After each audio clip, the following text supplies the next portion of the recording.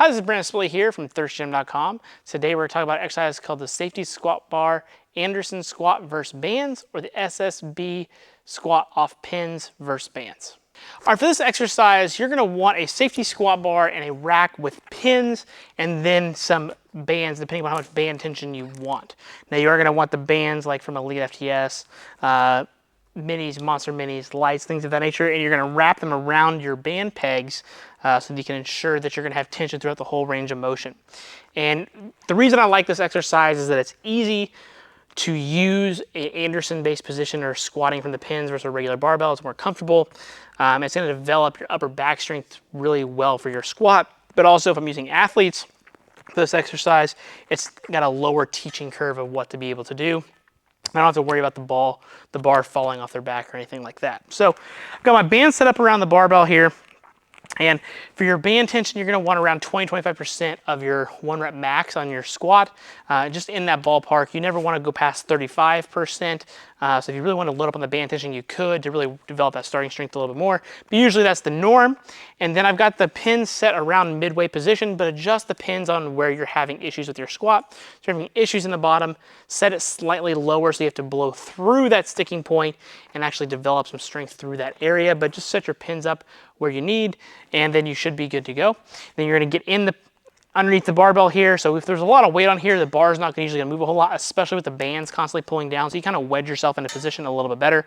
So a little bit easier today because I can move the bar around where I want.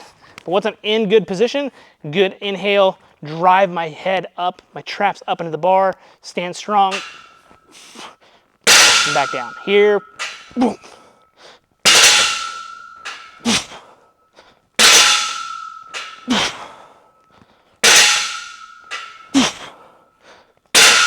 And I should be able to develop a lot of starting strength in that position.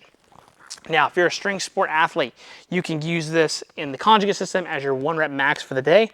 The band tension is gonna make it very hard to break the pins. So you're really gonna have to fight and struggle through certain ranges of motion you're not used to, but you also can't use the stretch shortening cycle to start the exercise. That can be a benefit.